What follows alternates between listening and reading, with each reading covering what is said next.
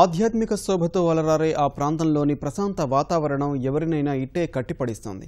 శతాబ్దాల క్రితం నిర్మించిన ఆ ఆలయంలోని శిల్ప సంపదను చూస్తే ఔరా ఏమి నౌపుణ్యం అనిపిస్తోంది. అంతటి ప్రాముఖ్యమున్న ఆ ఆలయమే అహోబిలం. భూమిపై ఉన్న 4 దివ్యమైన నరసింహ క్షేత్రాల్లో ఒకటిగా చరిత్రకారులు చెప్పే అహోబిలం ప్రస్తుతం కళ తప్పింది. పురాతన కట్టడాలు చరిత్రలో కలిసిపోయాయి. అధికారుల అత్యుత్సాహానికి విజయనగర సామ్రాజ్య కాలం నాటి ఎన్నో మండపాలు మట్టిపాలయ్యాయి.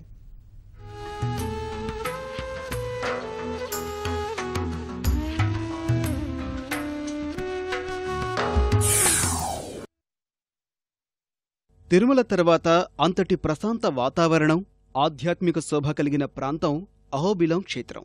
ఈ క్షేత్ర అభివృద్ధికి ఎందరో రాజులు కృషి చేశారు. 16వ శతాబ్దంలో విజయనగర రాజులు ఈ క్షేత్రాన్ని మరింత వైభవంగా తీర్చిదిద్దారు.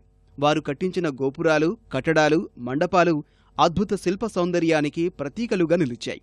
అందుకే నిత్యం కర్నూలు జిల్లా ఆళ్లగడ్డ సమీపంలో ఉన్న ఈ ఆలయానికి పెద్ద ఎత్తున పర్యాటకులు వస్తారు. ఈ చారిత్రక వైభవానికి ప్రస్తుతం అధికారులే తూట్లు పొడుస్తున్నారు.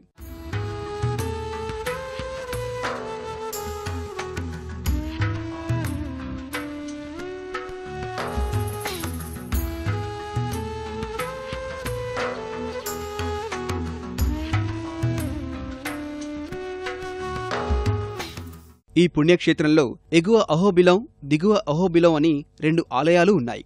నిర్మాణాల్లో అద్భుత శిల్ప సౌందర్యమే దర్శనమిస్తోంది. యుద్ధసన్నద్ధ దృశ్యాలు, శృంగార భంగిమలు, దశావతారాలు, కృష్ణలీలలు కనువిందు చేస్తాయి. నైపుణ్యంతో విజయనగర రాజులు నిర్మించిన మండపాలు ప్రస్తుతం మట్టిలో కలిసిపోయాయి. అభివృద్ధి పేరుతో సుమారు 100కు పైగా మండపాలను అధికారులు కూల్చివేశారు. మండపాల్లో దుకాణాలు ఏర్పాటు చేసుకున్న వారు ఖాళీ చేయడం లేదన్న సాకుతో పోలీసుల సహకారంతో దేవాదాయ శాఖ, రెవెన్యూ అధికారులు ఈ మండపాలను కూల్చివేయించారు. స్తంభాలు, శిల్పాలు ముక్కలైపోయాయి. వీటిని ఆలయానికి సమీపంలోనే కుప్పలుగా పోశారు. ఈ దెబ్బతో ముఖద్వారం వద్ద ఉన్న 4 కాళ్ల మండపం స్తంభాలు నెర్రెలు చాచి ఎప్పుడు కూలుతుందో చెప్పలేని పరిస్థితికి చేరుకుంది.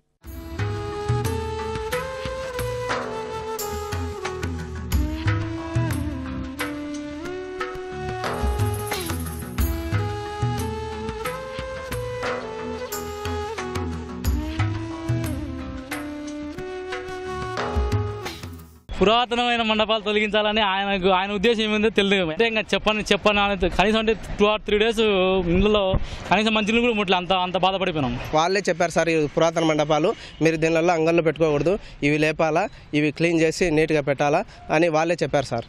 వాళ్ళే చెప్పి వాళ్ళే తర్వాత మేము మండపాలు రక్షిస్తామని చెప్పి వాళ్ళే మండపాలు తర్వాత కూల్చేశారు సార్. ఇవి అడ్డమవుతాయి, ఇవి ఉండకూడదని కూల్చేశారు సార్. అడ్డుకున్న వాళ్ళని అరెస్ట్ చేశారు సార్. వాళ్ళకే క్లారిటీ లేదు, ఇది ఆర్కియాలజీదే లేకపోతే మఠాన్దే, ఎవరైనా వాళ్ళకి క్లారిటీ లేదు. కూర్చొని తమిళనాడు, కర్ణాటక, కేరళ వాళ్ళు వస్తారు. 20,000 మంది జనాలు వస్తారు ఇక్కడికి. వాళ్ళకు ఇవన్నీ ఉండబట్టడం లేదు. మరి ఎందుకు ఏదో డెవలప్ చేస్తా అంటారు, ఇంతవరకు ఒక బాత్రూమ్ లేదు అనే కానీ.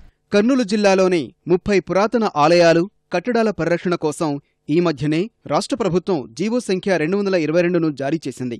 ఈ ఆలయాలు శిథిలావస్థకు చేరితే దేవాదాయ సంచాలకులకు సమాచారం ఇవ్వాలి. 100 ఏళ్ల చరిత్ర కలిగిన ఆలయాలను ప్రభుత్వం, ఏపీ ధార్మిక పరిషత్ అనుమతి లేకుండా కూల్చరాదు. ఈ నిబంధనలను అతిక్రమిస్తే క్రిమినల్ చర్యలు తీసుకోవడానికి ఆదేశాలు జారీ చేయాలి. ఇంత కఠినమైన చట్టాలు ఉన్నా అధికారులు బేఖాతరు చేశారు. చెప్పాల్సింది ఓరల్ గా పర్మిషన్ ఇచ్చారు, ఎస్టిమేషన్స్ రెడీ అవుతున్నాయి, తీసుకెళ్తున్నామని మొత్తం కరెస్పాండెన్స్ అక్కడ జరుగుతుందమ్మా. ఇవన్నీ అడగాల్సిందే మీరు. మా ఆఫీస్ ద్వారా జరిగితే ఏదైనా నేను చెప్పగలను. టెంపుల్ ఈవో గారు చెప్పారు, ఇట్లా మామూలుగా ఎంక్రోచ్మెంట్ తొలగించడంలో భాగంగా కొద్దిగా మంటపాలు డిస్టర్బ్ అయినాయని వాటిని కూడా మా డైరెక్టర్ సార్ దృష్టికి రాష్ట్ర పురావస్తు సంచాలకుల వారి దృష్టికి తీసుకెళ్లడం జరిగినది. అద్భుత శిల్ప సంపదకు ఆలవాలమైన అహోబిలం క్షేత్రంలోని దయనీయ పరిస్థితులు ఇవి. శతాబ్దాల క్రితం నిర్మించిన ఈ మండపాలని ఈ విధంగా కూల్చివేసి ఇలా గుట్టలుగా పడవేశారు. ఈ విధంగా కూల్చమని ఏ శాస్త్రాల్లో, ఏ రాజ్యాంగంలో రాసిందో కూల్చిన వారికే తెలియాలి. కెమెరామెన్ శేషుతో శ్యామ్, ఈటీవీ న్యూస్, అహోబిలం, కర్నూలు జిల్లా.